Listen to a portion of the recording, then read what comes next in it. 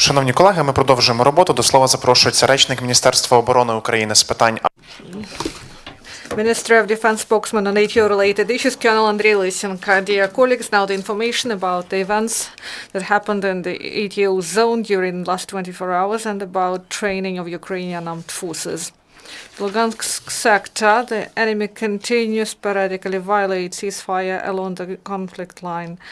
And in Popasnyansky region, the forces of the occupants provoked our servicemen to return fire starting morning until late in the evening. After 10 p.m., they launched 3 mines in Novozvanovka ATO positions, and after sunset, the militants violated ceasefire near Bakhmutska Road and shelled our positions with mortars near Zolote. In Krymska, the enemy continued to use heavy weapons and launched about 25 mines.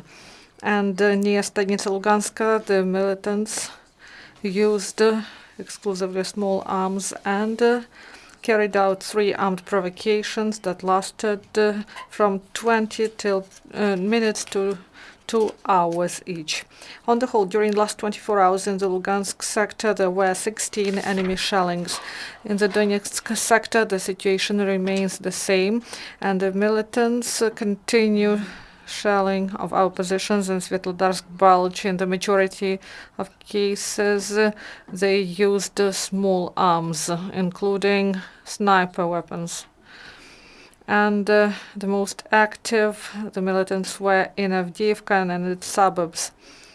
According to General Staff, during the last 24 hours, Russian occupation forces launched 30 tank shells and 60 mortar mines of different caliber and widely used small arms and grenade launchers of different systems.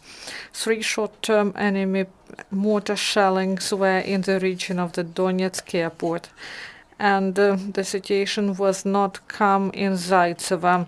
From the south, starting 11 p.m., the enemy delivered artillery and mortar shelling and launched tons of mines and 2 dozens of artillery shells.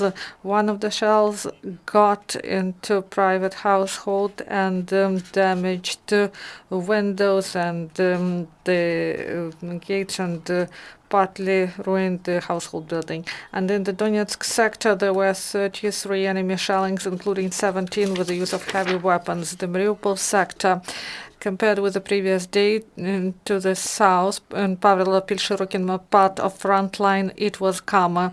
The enemy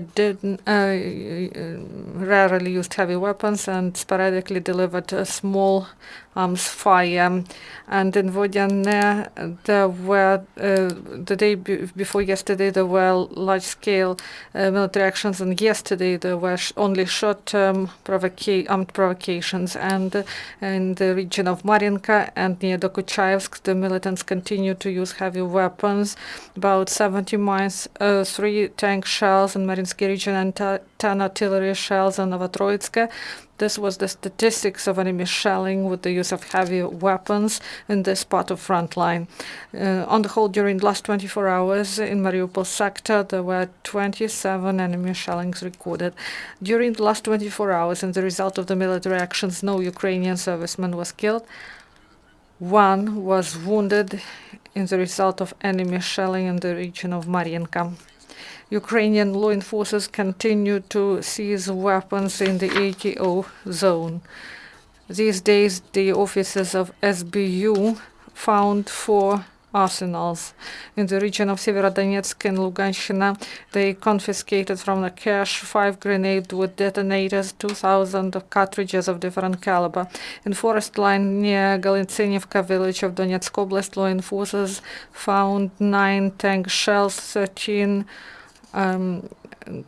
shells, 2 grenade launcher and 1 grenade RPG-22 in one of the abandoned houses in Slavyansk in Donetsk. The officers found 1,700 cartridges of different caliber. In Novotroitsk, Donetsk Oblast, in one of the abandoned houses in the attic, the law enforcers found 3.2 kilos of TNT blocks and 100 electric detonators. In Drobyshevo village, Limansk region, they detained a man who stored the mine and a shell the years of the Second World War. He said that he planned it for metal scrap.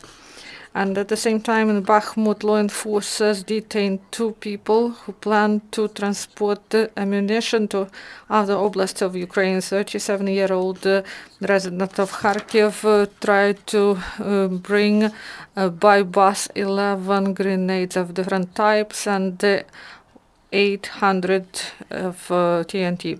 And a 35-year-old man tried to send a grenade of 120 cartridges of 5.45 millimeter of caliber and a magazine to Kalashnikov gun. And Donetchina court released from criminal responsibility 1 more participant of SBU program that is called They Wait for You Back Home. In January 2017, resident of Bakhmut, Donetsk Oblast, understood his guilt and addressed law enforcers.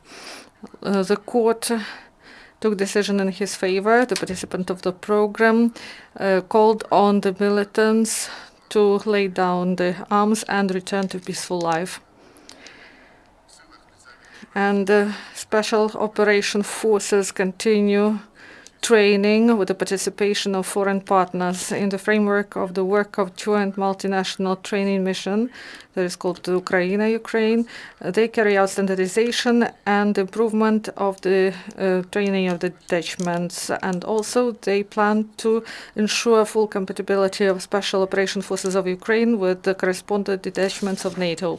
Also, bodyguard Marines in Odessa had maritime training in the framework of small surveillance groups. These measures are traditional before starting active navigation to carry out efficient control and to prevent violations at state border.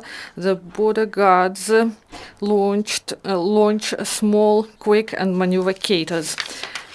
Do you have questions? Thank you. Colonel, do you have questions? There are no. Thank you. Шановні колеги, нас Dear colleagues, our next event is at 1.